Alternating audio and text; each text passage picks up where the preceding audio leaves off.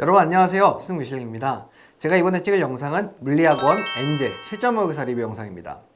이제 물리학 1 같은 경우에는 엔제나 실전 모의고사의 난이도가 평가원 수능을 상회하는 좀 높은 난이도의 그런 엔제와 실전 모의고사가 많기 때문에 여러분이 엔제를 처음 진입하실 때는 기출문제에 대한 이해도 학습과 수능특강까지 완료하고 진입하는 걸 추천을 드리고요. 그리고 이제 실전 모의고사를 진입하면서부터는 이제 수능 완성풀이를 병행하셔야 되고, 그 기출문제 3회독, 4회독을 병행하고 또 EBS 쪽 복습까지 하는 이런 식으로 여러분이 엔제나 실전 모의고사를 하면서 그 수특과 기출문제를 놓지 않는 그런 공부가 필요하다고 생각합니다. 자, 이제 첫 번째로 엔제에 대해 소개를 드릴 건데요. 먼저 엔제를 얼마나 풀어야 되냐에 대해서 말씀을 드리겠습니다. 우리가 엔제를 푸는 목적은 크게 세 가지일 것 같은데요. 첫 번째로는 이제 수능보다 더 어려운 수준의 역학 문제를 만나보면서 역학을 강화한다는 측면이 있을 것이고요.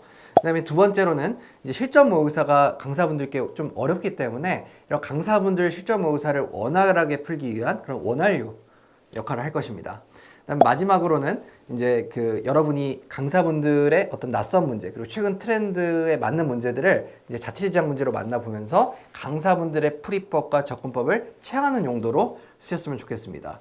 보통 엔제의 경우에는 최소 2개에서 많으면 5건까지 풀면 좋다고 생각을 합니다.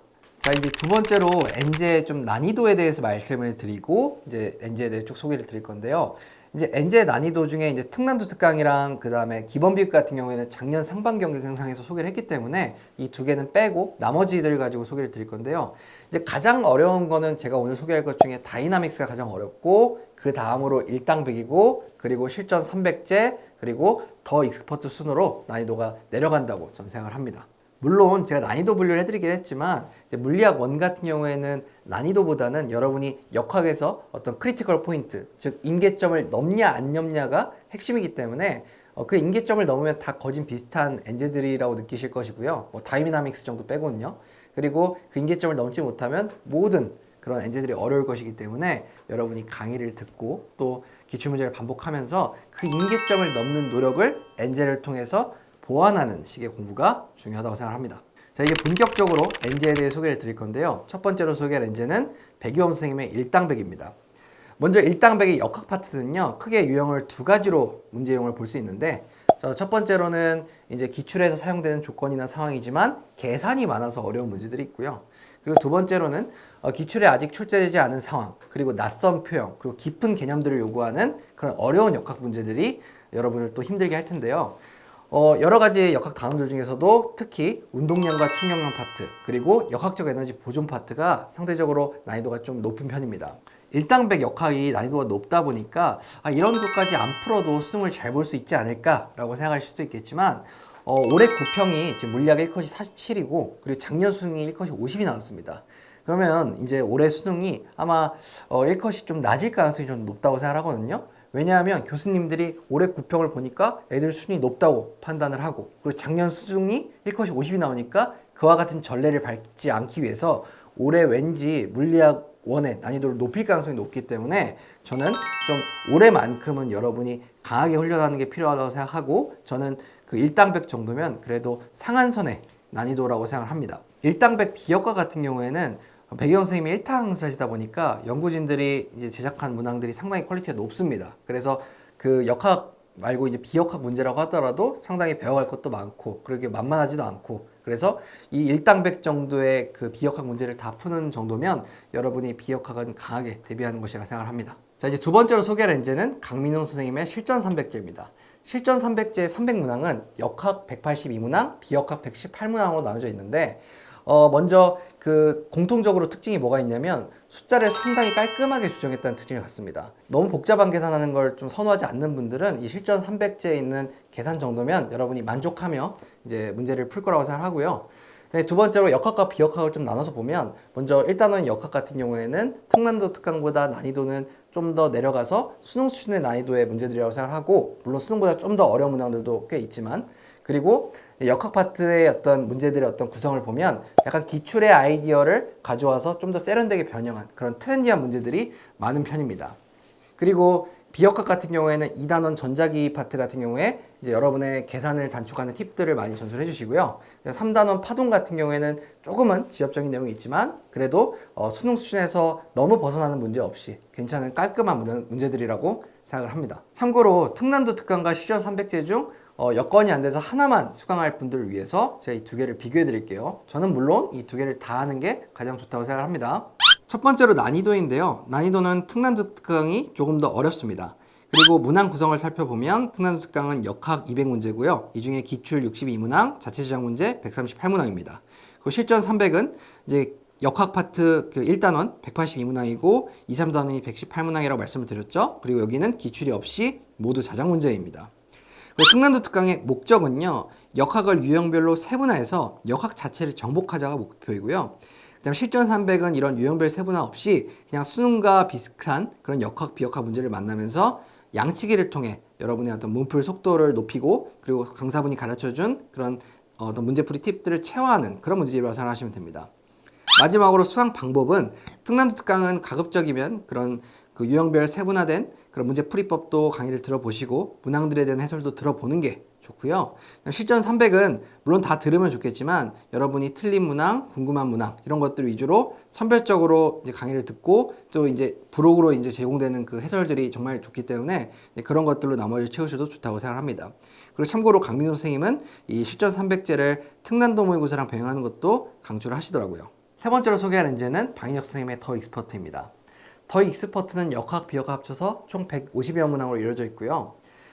이제 그 문제집의 구성을 살펴보면 먼저 역학, 비역학 모두 유형별로 세분화를 했어요. 그래서 각 유형별로 대표 기출 문제를 소개하고 그 대표 기출 문제를 변형 문제를 풀어보고 그 다음에 유제 문제를 풀어보는 식으로 강의가 구성되는데 방인혁 선생님의 강의의 전반적인 특징이기도 하는데 선생님은 여러 가지 풀이를 설명해 주시지만 그 중에서도 최적의 풀이 그리고 일관된 풀이를 좀 미는 그런 느낌이 있습니다.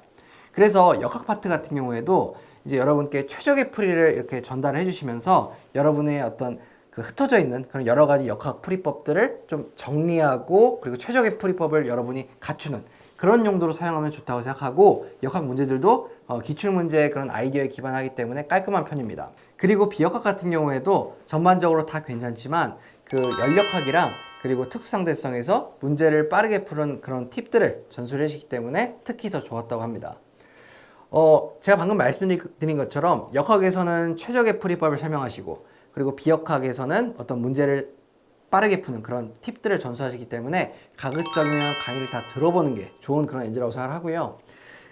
개념과 기출을 방인혁 선생님을 듣지 않았다고 하더라도 그래도 더 익스퍼트부터 방인혁 선생님을 수강한다면 방인혁 선생님의 진가를 상당 부분 흡수할 수 있을 것이라 생각합니다. 자, 이제 네 번째로 소개할 문제는 다이나믹스 볼륨 1입니다.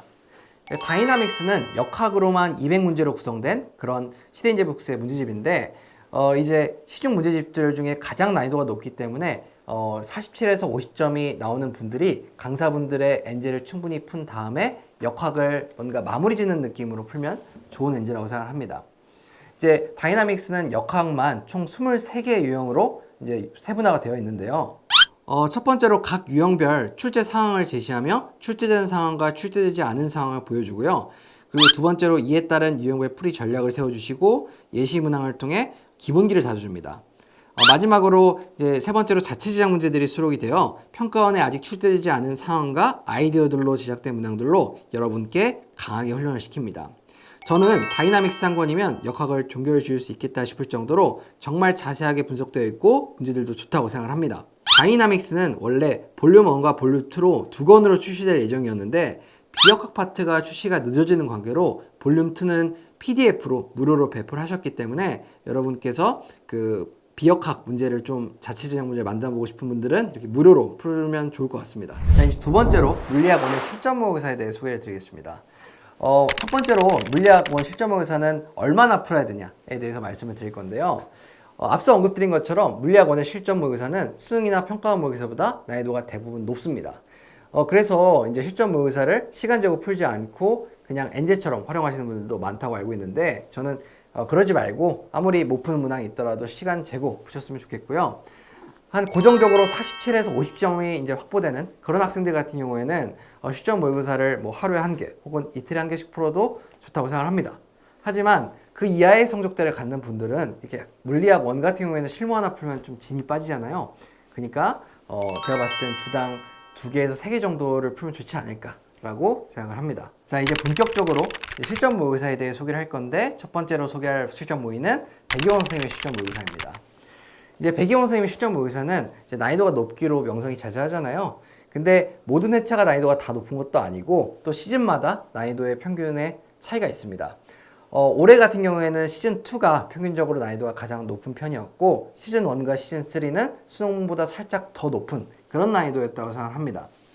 그리고 이렇게 백이원 선생님의 모의고사의 난이도를 높이는 주범은 역학이라기보다는 비역학인 경우가 많은데, 이 비역학에서 개념을 수능보다 더 심도 있게 물어보거나 아니면 그 실험 문제나 단원 통합형 문제가 좀 2, 3페이지에 배치가 돼서 여러분이 4페이지까지 도달할 시간 자체를 주질 않는 그런 경우가 있기 때문에 난이도가 높은 것입니다.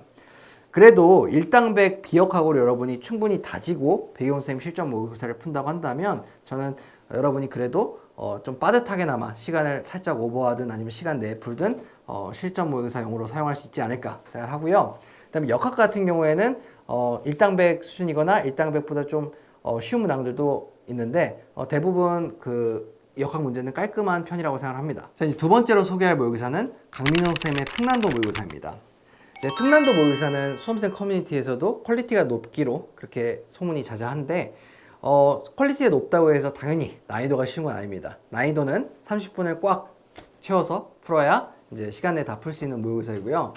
이제 특난도 모의고사의 어떤 그 퀄리티가 높은 이유는 크게 2가지로 볼 수 있는데, 첫 번째로는 앞서 실전 300지와 마찬가지로 상당히 숫자를 신경 써서 여러분이 계산을 복잡하게 숫자 계산을 끌고 가지 않아도 된다는 점에서 퀄리티가 높다고 생각하고요. 두 번째로는 기출문제에 대해 아이디어를 반영을 했고, 그리고 그 기출문제들도 최근 이제 트렌디한 어떤 기출문제들의 아이디어를 변형해서 만든 문항들이 역학으로 실려 있기 때문에 역학 파트가 또 퀄리티가 높고요.